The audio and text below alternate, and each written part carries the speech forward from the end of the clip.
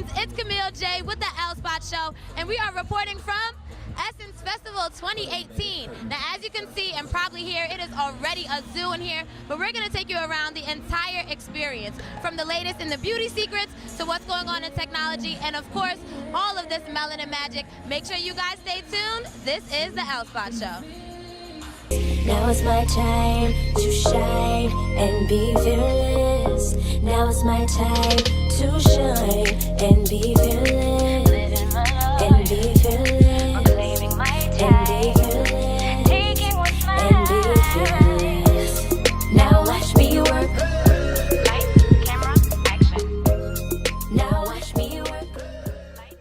It's summertime, ladies, and I know we have so many questions. What can we do with our hair? How do we make sure our skin is popping? Well, we are here at the Beauty and Style corner of Essence Festival to get all of our questions answered. Let's take a look. So we're going to talk a little bit about like the myths and debunk some myths, or talk about some facts versus fiction, right? So let's hope this works. I'm bad with technology. Hold on. Here we go. Okay, so myth number one. Fine hair shouldn't be conditioned. So let's talk about this, right? So if your hair isn't super thick and, you know, super luscious, but still fabulous at that, should it be conditioned or not? What do you guys say? Well, a lot of times when it comes to conditioning the hair, you're also conditioning the scalp. And it's just like with your skin. You're gonna take care of your skin, you're gonna take care of your scalp. So conditioning is basically what you're doing to the cuticle of the hair by actually putting in hydration, and also when you're taking care of your scalp by giving it hydration.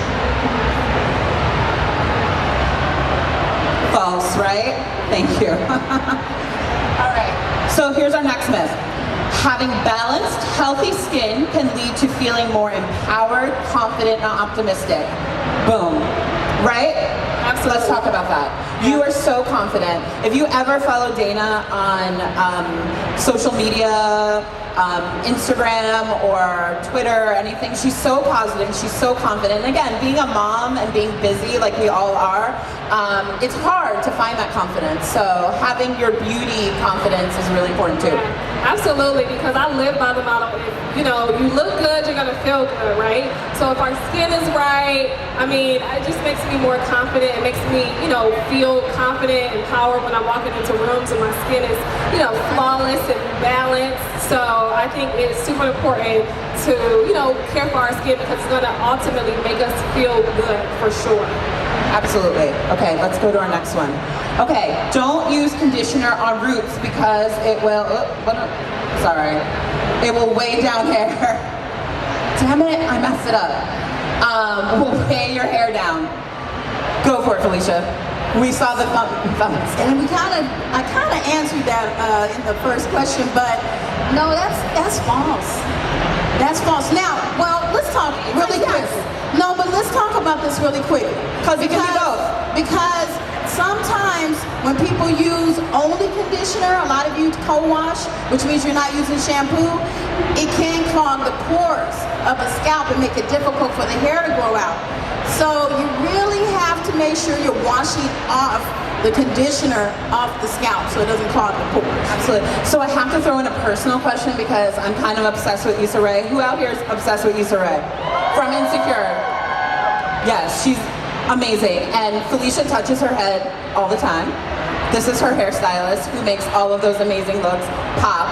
So is this true? Like, how do you condition her hair and make it so, because natural hair sometimes can feel like very dry and all of that. So what do you do with her hair that's really important? Especially when you have color. Anybody with color treated hair, your hair gets dry. You need to condition your hair probably more than anybody. And a lot of times people just don't know how often to do that. You want to condition your hair at least 2 to 3 times in a month. Maybe more for some of you. Do you like masks? I like to put masks on my hair and leave them there. It says 20 to 30 minutes on the bottle, but I'll leave it in for a day. I'll put a turban on because I'm I just know if I leave it in for 24 hours, my hair is gonna be real soft and real moisturized. I don't know if I'm doing damage to hair, but no. Well, you have to watch what your hair is telling you. Everybody Watch what your hair is telling you. Listen to what the hair wants. But Maui Moisture makes an excellent mask. It's an agave mask, and it's for dry hair, it's for curly hair, it's for thick hair. And I love that mask. So that's one of my favorite choices. Tip, y'all, she touches Issa Rae's hair. I would get whatever she says to get. So, okay, last myth. I think this is black does not crack. Does it crack? Does black crack? What do you think? No. All right, well, But it does crack, okay? But that doesn't mean that we're still not fierce, right? It does crack, but we crack. It takes a longer to crack than our counterparts, right? So, so how do your beauty products and that sort of thing help you prolong that cracking? Because we know it cracks. It does crack, and you know, that's a myth that we always think as black women. Black don't crack. I mean, for me, I have to take care of my skin with the water, obviously, but one thing that a lot of us as black women, we're not using is sunscreen. How many of you are using sunscreen? Yes. You guys, please. I'm a beauty director. This is very, very important. I know our community does not hear this message that often, but please use sunscreen. I know that for so long I thought so too, that like my melanin is my sunscreen, I'm good. No, you need to put on sunscreen. It's very, very important. I know several black women who've gotten melanoma, cancer, sadly, because we're not as educated. They don't speak to us as much too. You know, the SPF like commercials and stuff, we don't really see ourselves there. A problem amongst advertising and that sort of thing. But we are here to tell you at Black Girl Magic headquarters that you need to use sunscreen. And also with the sunscreen, it's going to help prevent like the hyperpigmentation. If you're noticing the dark marks on your skin, under your eyes, that's hyperpigmentation. And that can help with using sunscreen. Literally, guys, the moment I started using sunscreen, which I'm ashamed to admit, like earlier this year, I got educated and saved. My skin brightens because I'm using it. And Aveeno has an amazing sunscreen, a perfectly radiant sunscreen. I apply that every day before I put on my makeup and if I wear my makeup. And what I love about their sunscreen is that it doesn't give you that chalky overcast, because I know that's the issue. Some of y'all don't want to put on sunscreen because you think you're going to get ashy, but you have to find the right one. And Aveeno has an amazing sunscreen because it goes on nice and sheer. It just looks like a moisturizer, like I'm putting on a nice little moisturizer. And you have deep skin, so if it works for you, it's going to work for a lot of folks. So so I love it. So definitely check that out. I apply that on every single day. It doesn't matter if you just think you're running out the house for a little bit. If you're running out the house, you need to put on the sunscreen because that's going to help. So mix it with, you can take a little sunscreen too and like put it with your foundation, your liquid foundation, and put it on like that. You can incorporate it into the daily thing and steps you do already, right? Or right after you wash your face, put on your sunscreen and then do all of your steps. It's just really, really important. I want to look out for my sisters. So. And then, you know, one of the trends is like nice dewy skin, not too matte. And I love about the sunscreen is that it's going to give you that nice glow underneath your makeup or even your natural skin. So definitely sunscreen every single day.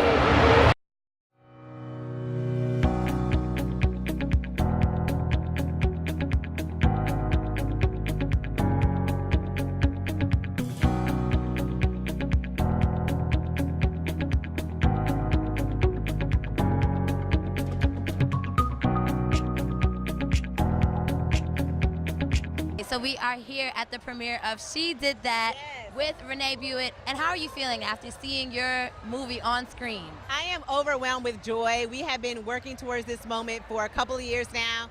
The film was conceptualized in 2015. We started filming in 2016. So to be here at the largest festival for Black women in the country is a huge blessing. And all I could say is like, glory be to God. So what made you start the She Did That movement and make it into a film? Yeah, so I have been blogging for 9 years through my blog In Her Shoes, telling the stories of Black women entrepreneurs. I knew it was time to elevate that conversation. I knew I personally needed a new challenge. And I also knew that, like, I want to see us. You know, when you're blogging, you kind of see the Q&A, but I want to see our beautiful reflections on film. And the first thing that came to mind was, hey, I want to do a documentary. And I just started taking the steps. I started asking around. I live in New York City. It's a film of powerful, talented filmmakers, and I literally tapped into my resources and got the ball rolling. Beautiful. We're also based out of New York City in Brooklyn, so it was also really heartwarming to see some of businesses that we also frequent, that we know, to see them on screens and to hear the backstory, because like we know, it's not always put out. What is one thing that you want your audience to take away from seeing this film? Oh, wow. One thing, that's hard. Let me give you like a couple things.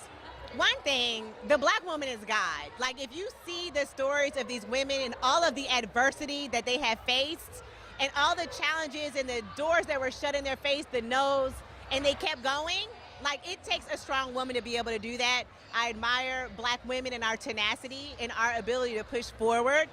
And I want people to walk away feeling like they can do this too. You know, it's like, it's not just she did that, it's like we did that. We can do it. If you have an idea, start journaling, start writing it down, start asking people questions. Find a mentor if you can, do as much research as you can, and like literally take the first step. Take the first step. Definitely. And I do want to say that you are looking amazing, and this is our beauty episode. So what is one thing that makes you feel beautiful?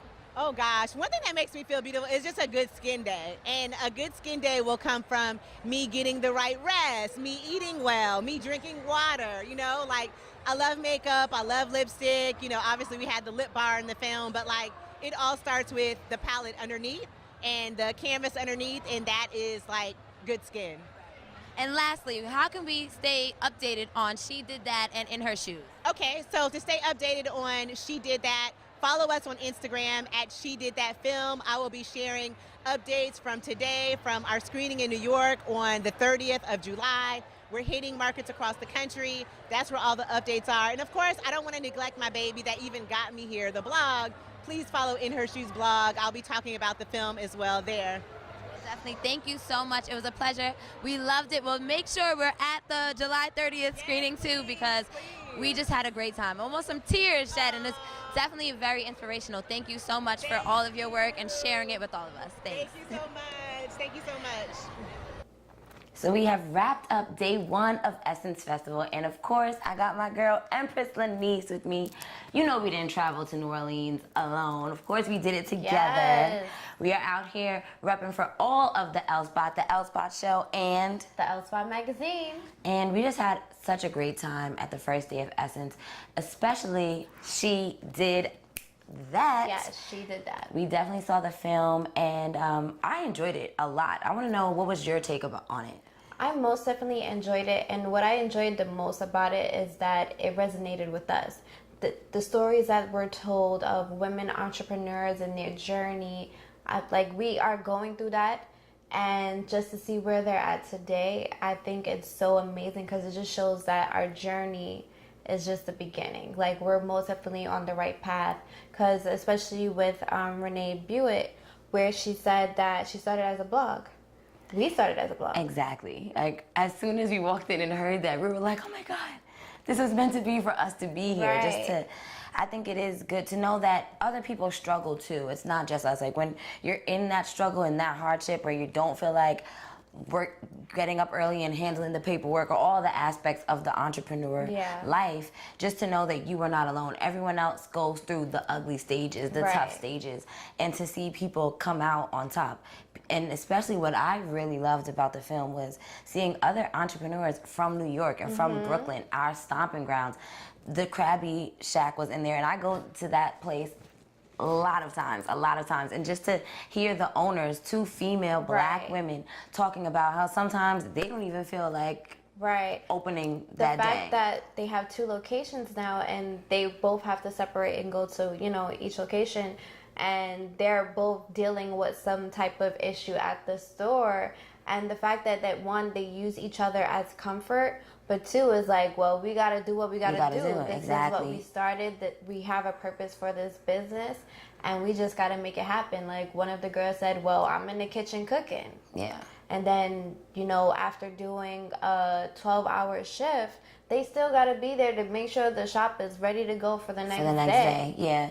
And I think another thing that really resonated with me was just like that there is light at the end of the tunnel, hearing everyone's story and hearing the good, the bad, and the ugly, but ultimately no one said that they regret it or that they wouldn't do it again, or like that everything that they've been through, they've learned something from it. It helped them grow their passion, it helped them grow their love deeper for what they're doing, and it helped them get them to where they are. Right. So I think that's a beautiful thing. What were you think, and even for you and some of the things that we saw in the film, what are some of the challenges that being an entrepreneur, especially you owning so many different aspects of businesses, especially all under the L Spot, what are some challenges that you definitely go through? A challenge that I feel that I actually don't speak a lot about is the administrative side. There's so much things that needs to be done to keep the business up and running. So a lot of people don't know, like, yes, the L Spot is officially registered company. We are the L Spot Productions LLC. So I have to make sure that our taxes are done Yeah, properly, all that legal stuff. that like our logo is, you know, up to date with this trademark, the company name. We have biennial stuff that, you know, has to be paid for, and just to stay on top of that, to make sure it's done, because when you're doing your art, your craft, you're not thinking about the administrative stuff every day or when it's going to come up. So I realize that I'm always getting caught up into those things, that when I get that letter like, oh, it's time for you to do this, I'm like, oh crap. And it's like I don't have the money for it sometimes. So I think stuff like that, which is not really spoken about as an entrepreneur, because it's like something that we really don't care for. Right. But it is something that can, you know, make or break your company, because if you don't stay on top of the paperwork, then that's how you get yourself into a hole. Yeah. But that's one struggle that I realized about, you know, for the past 6 years, that even though I know it's coming up, because I'm so into what we're doing. Yeah. I'm not thinking about it until it pops up. And to that point, something that they said in the film was that you don't realize that you don't have to be an expert at everything in order to do it. So being an entrepreneur, you do have to take care of the legal stuff, take care of the marketing, take care of whatever the service that your job is providing, the technological stuff, the paperwork, all of that. So when you're looking at other things like, oh, who's good at doing tech, who's doing good at doing computer work, or who's good, you are good at that, because you've been doing it for yourself and for your company all this time. You do know the legal stuff. You force yourself to learn the taxes and to learn all that paperwork, aside from whatever it is that your company is providing and doing for other people. So I thought that was just really eye-opening. Like, okay, we're good at social media now because we've been forced to do it for ourselves. We're good at web design, flyer design, a whole bunch of things that you would never think of. We did that. Even same thing for me with the dance studio. It's a whole lot of things that you never think that an entrepreneur has to do. You think, all right, I'm gonna start my own business making tea. So all I need to know how to do is make tea. Nope. But nah, and you learn how to do all that other stuff. And you have to know all the laws. Yeah. Like, there's so much laws for different types of businesses that you have to really know it, or at least hire someone, get some help, that can do it. Like, I'm so thankful for my lawyer, Sabine, because there's a lot of times when I'm not sure of anything, and now that I have her, I can go to her and ask her for guidance. With stuff, but before I had to Google search and figure it out. But there's nothing wrong with that. It forces us to learn, and it forces us to get better. And now it opens up our horizons that we know more stuff, and you should know everything that has to do with your business. And then speaking on having someone like Sabine, a friend, and someone who could help and with help and support, and also show you the things that you don't know. They talked about that in the film too, about having that support system, whether it's from your friends or significant others or family. Every single person in that film talked about a support system that they had, that they would not be able to do it on their own. And I think that is such an important thing. We as women think, all right, we have to do this. We have to get it done. No matter what, blah, blah, it has to be us. Can't say no to anyone. Do. And it's but you know, what I like is that they mention specifically about the black man, though. Yeah. Because I feel like on both parties, the women feel like, oh, I don't need a man, or I can't have a man right now because I'm focused on my business. And the same thing, the guys, especially the guys, they say that all the time too, where they can't have a girlfriend or a wife because they're focused on their business, but not understanding how pivotal it is to have both of us working as together. Ooh, I need a drink for that one. I need a drink. Do that. Because really, really working as a team can, most of the time, two heads are better than one. Like, it could really help, no matter what instance you are for that person, whether you're just there for moral support, cheering them on, or you're there sitting down late at night helping them with the paperwork, or like for Carol's daughter, she said her husband was the one that went out and got the people to come over to her table, and then she was able to sell them the products. But if he was not the outgoing one getting them, like, yo, my wife has this over here, she would not even have the company that she has today. So I think it's super amazing, and I'm definitely a super advocate of strong Black love and strong Black business, and I know that it can't be done with just one person.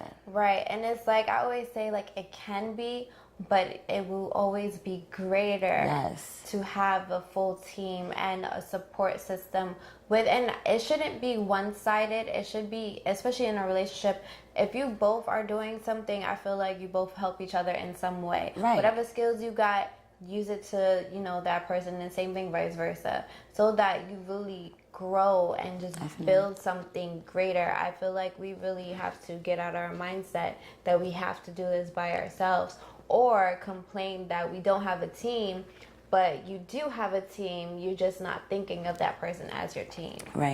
And it's like, why be with them if they're not going to support you, or if you're not going to support them? I feel like we could get into a whole nother episode. That is so true. About that. But this documentary, She Did That by Renae Bluitt, I feel like it was amazing, and I love that she brought different women entrepreneurs together in different industries. They weren't the same. Like, you had someone, the company Lip Bar had the founder of that, Carol's daughter, Krabby Shack, the Brooklyn Lit Brooklyn with the candle company. I thought that was a nice one.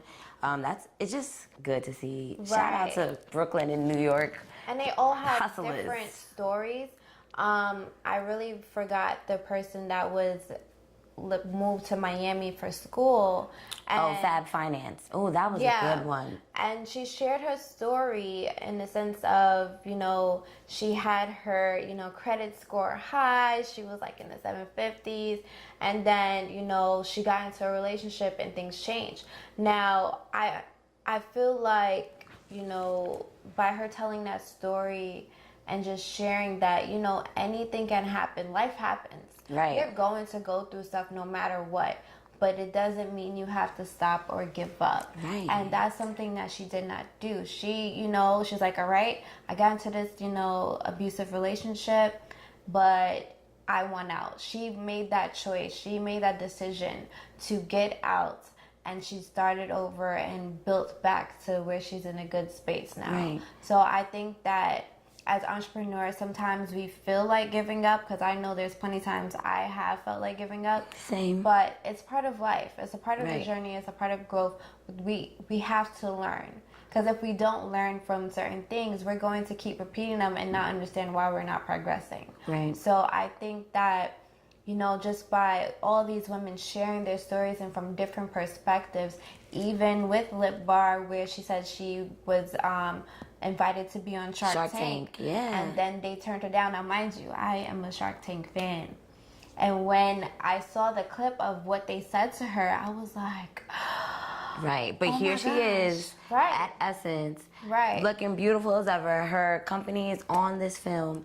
So that's the show. Like, my little motto for right now, because I'm going through a little something, it's tough. My motto is like, up from here. It could only go up. If you're feeling down, you have to literally tell yourself it can only get better. And make sure that happens. If you keep wallowing in the low point, you're never gonna get out. But if you keep, like, every day, win the day. Like today, I'm gonna cross something off my list and I'm gonna make sure I do it, and that's one step up, one step up, one step up. Even if it's baby steps, be proud of those baby steps. Shoot, look, we made it all the way to Essence. Yes, you guys have no idea how we made it. We made it all the way to Essence. We drove out here 20 hours. 20 hours. And I'm an inexperienced driver. And, you know, it was off the strength of Camille that we made it out here. And the Lord. And the Lord. First of all, the Lord. He most definitely made it for us. But this is stuff that entrepreneurs go through. Right. You'll see the glitz and glamour, but you don't know all the steps that it took for us to get here. And when you have a dream and there's something you want to do, nothing is going to stop us. So, and nothing should stop you. So expensive plane tickets and expensive hotels and all that stuff was not going to stop us from getting to Essence this year. We had a goal that, look, we're going to go to Essence because we've been here before, but this year we have a different goal in mind. And we're going to come here and we're going to make stuff happen. I almost said a different S word, but I'm like, we're just going to come here, we're going to make things happen, and that's what we're doing. You guys are witnessing it firsthand, us living out our dreams, only moving up from here, and literally just doing it. Right. She did that. We did that. We did that. But one last thing I want us to mention is that as entrepreneurs or just as human beings, we have a choice. If we know that we don't want to live a certain life, then we have a choice to not live that certain life. And we have to stop complaining or making excuses and get it done. Like the fact that we got here, we did that off of not making excuses. We had a mission. We knew we were coming to New Orleans for Essence Fest. And when you see the power and effect of having that mission, that goal, you see that you get to the destination that you want. So just always remember, you have a choice and you have to do whatever you have to do to get there. And that's for anything you do in life. Yeah. But on that note, we're going to come right back and we'll see you soon. So I hope you guys enjoyed this episode of the L Spot Takes Essence Festival 2018. We had a great time sharing our experience with you guys, and we definitely have to say thank you to everyone that contributed and helped us get to this space. We couldn't have done it without you. We are so thankful, super thankful for all your contributions and everyone's support. Yes, and I want to name everyone who have, contributed for us to get to Essence Fest. So first, I want to thank Kiara Court for sponsoring, Wendy Cradle, Justine Williams, Charlie Wilson, the Chalmers family, and Jolanda Lewis Perry. Thank you guys so much for helping us get here, because we couldn't have done it without you. Yeah, we really appreciate your continued support. The L Spot is only going bigger and better from here. Of course, we love you guys. Keep supporting us, and we'll keep doing the same thing for you. Only up from here.